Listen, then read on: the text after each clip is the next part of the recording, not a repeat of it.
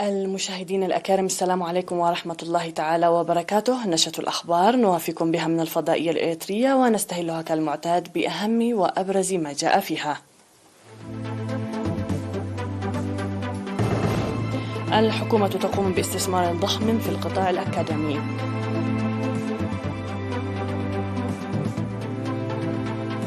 المراعي توجد في وضع جيد بمديرية التسني. البلاد تحيي اليوم العالمي للسياحة.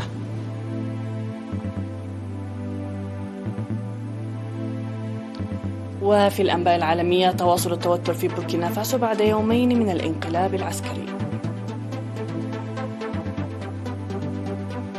انتهاء تسرب الغاز من نورد ستريم 2، وأوروبا تبدأ تشغيل خطوط جديدة. وارتفاع ضحايا إعصار إيان إلى 44 قتيلا في فلوريدا.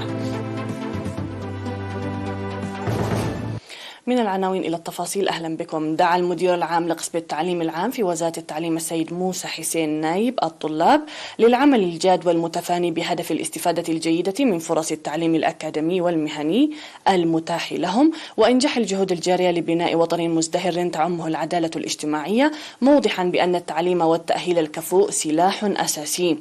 وعقد السيد موسى في الأول والثاني من أكتوبر سيمينارا للمعلمين والطلاب في مدرسة وارساي كألو وأعضاء مركز ساوا للتدريب المهني حول تطور التعليم الأكاديمي وتحدياته. قال إن التعليم حقوق أساسي للمواطنين، وتبذل جهود حسيسة واستثمار ضخم لفتح فرص تعليمية واسعة تسهم في تطوير كافة المواطنين قدراتهم وإمكانياتهم. وأشار إلى ارتفاع عدد المعلمين خلال 30 عاما الماضية من 11,000 إلى 29,000، وأعداد الطلاب من 5,000 إلى 700,000، والمدارس من رياض الأطفال وحتى المرحلة الثانوية من 528 إلى 2,300 مدرسة، ونسبة محو الأمية من 20% إلى 80%، وذلك نتيجة للجهود الجارية لتعليم الكبار إلى جانب التعليم النظامي. وقال فيما يتعلق بالتعليم المهني، توجد 7 مدارس في الأقاليم و5 مدارس للتدريب المهني في سوا، وينخرط في هذه المدارس ما بين 2000 إلى 2500 من المهنيين من الشباب سنويا، ويجري العمل بمنح اهتمام أكبر لتوسيع وتقوية المؤسسات التعليمية العالية. في الختام، ناشد السيد موسى الطلاب لضرورة متابعة دراساتهم بصبر ومثابرة، وأن يبذلوا جهودا حسيسة لتأمين مستقبلهم المشرق، مشيرا إلى سريان العمل لضمان معلمين ذو كفاءات عالية. وقال نائب المركز الوطني للخدمة الوطنية المقدم تمسجن ساميئيل أن على الطلاب أن يدركوا أنهم جزءا لا يتجزأ من عملية إعمار البلاد الجارية، مؤكدا وقوف المركز الوطني للتدريب وأعضائه إلى جانبهم من أجل تسخير الفرص المتاحة لهم وتحقيق نجاحات أكاديمية باهرة.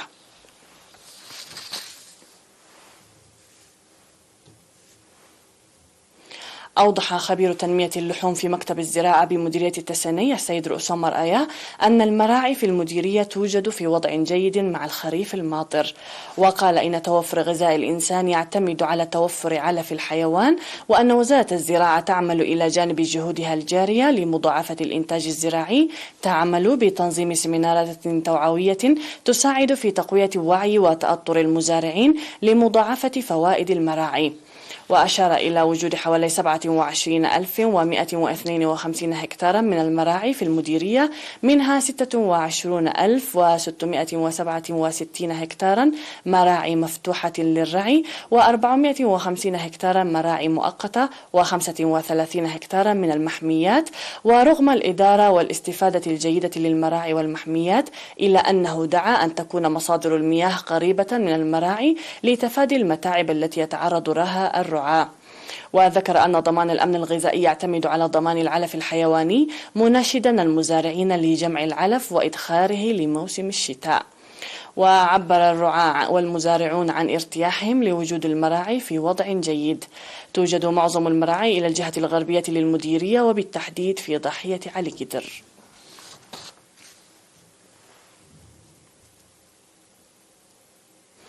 قالت المدير العام لقسم الخدمات السياحية في الإقليم الأوسط السيدة ليا جبرآب إن اليوم العالمي للسياحة الذي يحتفل به سنويا في 27 من سبتمبر يذكرنا للعمل القوي لتطوير الفرص الاقتصادية والاجتماعية التي مصدرها الموارد السياحية.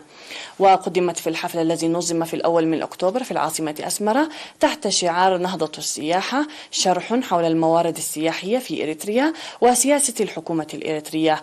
وذكرت أن مجال السياحة يحتاج إلى عمل يضمن مصلحة الأجيال القادمة وتطويره على أساس حماية التاريخ والآثار والثقافة. حضر المناسبة وزيرة السياحة السيدة أسكالو منقاريوس وحاكم الإقليم الأوسط السيد في السهاية هايلي وممثلي الوزارات والاتحادات الوطنية والضيوف المدعوين. هذا وشهد الحفل معرضا للأشغال اليدوية والأغذية التراثية.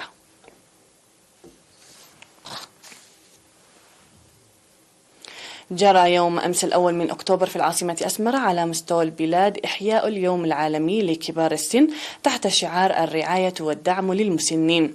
حضر المناسبة التي جرت في مركز دبعت للتدريب المهني وزيرة العمل والرعاية الاجتماعية السيدة لؤول جبرآب ومسؤولون آخرون.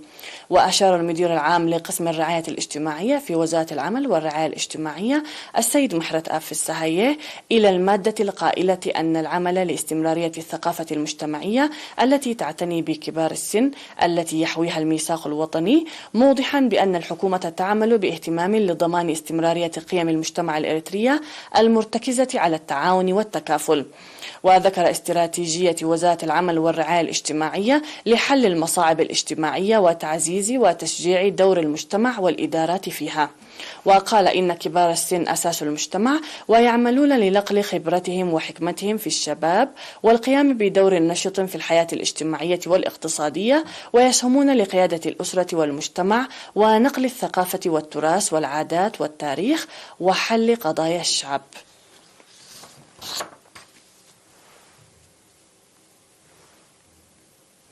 أفاد مراسل وكالة الأنباء الإريترية إيرينا بأن الأمطار الغزيرة المصحوبة بالرياح القوية التي هطلت عصر 29 من سبتمبر المنصرم أدت إلى أضرار بشرية ومادية في ألبو.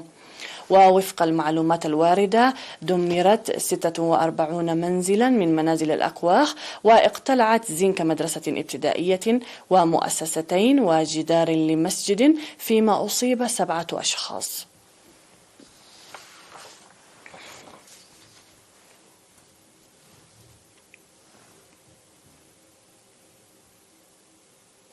كانت هذه الأنباء المحلية مشاهدينا الكرام، فاصل ونعود مع الأنباء العالمية فابقوا معنا.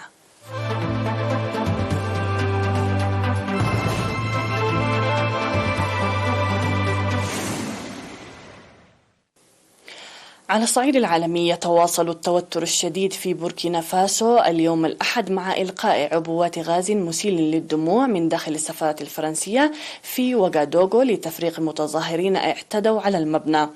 واستهدف متظاهرون بعد ظهر السبت مؤسستين فرنسيتين في وغادوغو وأمام المعهد الفرنسي في بوبو ديولاسو غرب البلاد. من جهته دعا الكابتن إبراهيم تراوري القائد الجديد للمجلس العسكري الحاكم في بوركينا فاسو اليوم الأحد إلى المناهضة لفرنسا وفق ما جاء في بيان رسمي. وقال الكابتن فاروق: تعود الأمور تدريجيا إلى طبيعتها، لذلك ندعوكم إلى ممارسة أشغالكم بحرية وتجنب أي أعمال عنف وتخريب، ولا سيما تلك التي يمكن أن ترتكب ضد سفارة فرنسا أو القاعدة العسكرية الفرنسية في العاصمة وغادوغو. وفي باريس دانت وزارة الخارجية أعمال العنف ضد سفارتنا بأشد العبارات، مضيفة أن سلامة المواطنين الفرنسيين تمثل أولوية. وشكر الكابتن تراوريو المواطنين على سلوكهم المدني وزخم دعمهم للتغيير النوعي المحقق، ووجه لهم دعوة للنأي بأنفسهم عن أعمال النهب والتخريب. هذا وتسببت الهجمات المنتظمة التي تشنها الحركات المسلحة التابعة للقاعدة وتنظيم داعش منذ عام 2015 في مقتل الآلاف وتشريد نحو 2,000,000 شخص. علقت شركة غاز بروما الروسية شحنات الغاز الطبيعي إلى إيطاليا، كما أعلنت وكالة الطاقة الدنماركية عن توقف تسرب الغاز في خط أنابيب نورد ستريم 2. وقالت الوكالة إن توازن الضغط بين الغاز والمياه في الأنابيب أدى إلى توقف التسرب. وفي سياق متصل، بدأت اليونان وبلغاريا أمس التشغيل التجاري لخط أنابيب الغاز الذي سيساعد في تقليل اعتماد جنوب شرق أوروبا على الغاز الروسي وتعزيز أمن الطاقة. وسينقل خط الأنابيب الجديد مليارات متر مكعب من الغاز القادم من أذربيجان إلى بلغاريا. وبدأ الغاز يتدفق إلى بولندا من خط أنابيب جديد من النرويج عبر الدنمارك وبحر البلطيق من يوم أمس. ويعد هذا الخط الذي سينقل 10 مليارات متر مكعب سنويا يعد داعما رئيسيا لتنويع إمدادات بولندا من الغاز بعيدا عن روسيا. وقال أورليش ليسيك أدى الضغط الماء إلى إغلاق خط الأنابيب في شكل يمنع تسرب الغاز الموجود داخله، موضحا أنه لا يزال هناك غاز في خط الأنابيب. صار خط أنابيب نورد ستريم 1 و2 الرابطان بين روسيا وألمانيا في صلب التوترات الجيوسياسية بعدما قطعت روسيا إمدادات الغاز إلى أوروبا في خطوة يعتقد أنها جاءت ردا على العقوبات الغربية التي فرضت عليها بعد غزوها لأوكرانيا.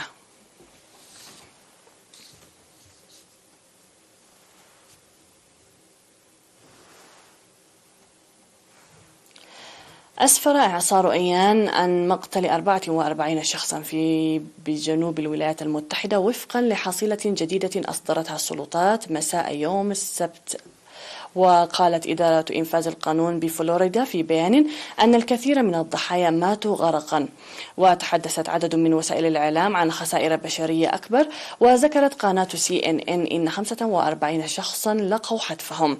ويتقدم إعصار إيان بسرعة كبيرة باتجاه كارولينا الجنوبية، حيث يتوقع أن يسبب رياحا قوية وسيولا وأمطارا غزيرة وارتفاعا خطيرا في منسوب المياه بعدما دمر مناطق عدة في ولاية فلوريدا. أما حصيلة الخسائر المادية فهي تاريخية في فلوريدا، حيث وصل ارتفاع منسوب المياه إلى حد غير مسبوق بحسب حاكم الولاية الواقعة في جنوب شرق البلاد.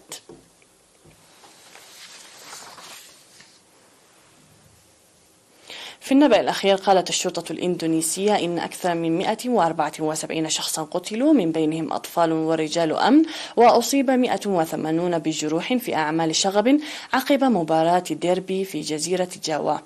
وأعلنت السلطات الإندونيسية عن فتح تحقيق بالحادثة لأسبوع. واشتبك أنصار ناديي أريما وبرسيبيا بالجاوي بعد هزيمة أريما 3-2 في المباراة التي أقيمت في مالانج ريجنسي بجاوا. وقال مسؤولون إن أعمال الشغب اندلعت عندما اندفع الآلاف من مشجعي نادي أريما إلى ميدان الملعب بعد خسارة فريقهم، بينما غادر لاعبو بريسبيا الملعب على الفور. لكن العديد من لاعبي أريما الذين كانوا لا يزالون في الملعب تعرضوا لهجوم أيضا. وذكرت التقارير أن العديد من الضحايا وقعوا بعد أن من على المدرجات المزدحمة، مما تسبب في حالة من الذعر بين المشجعين في ملعب كانجوروهان. وقال وزير الشباب والرياضة الإندونيسي زين الدين أمالي: نحن آسفون لهذه الحادثة، إنها حادثة مؤسفة تؤذي كرة القدم لدينا.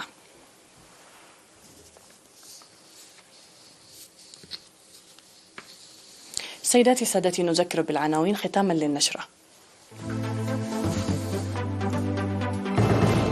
الحكومة تقوم باستثمار ضخم في القطاع الأكاديمي.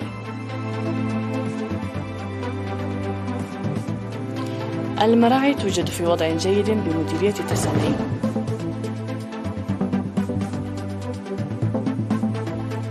البلاد تحيي اليوم العالمي للسياحة.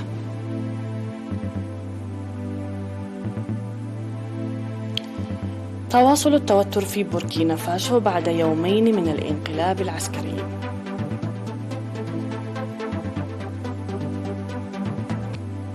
انتهاء تسرب الغاز من نورد ستريم 2، وأوروبا تبدأ تشغيل خطوط جديدة.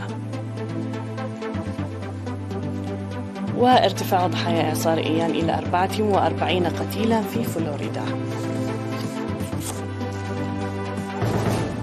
مشاهدينا الكرام، هكذا نكون قد وصلنا وإياكم إلى نهاية النشرة قدمناها لكم من الفضائية الإريترية. شكرا لكم على حسن المتابعة، تحية لكم أينما كنتم، إلى اللقاء.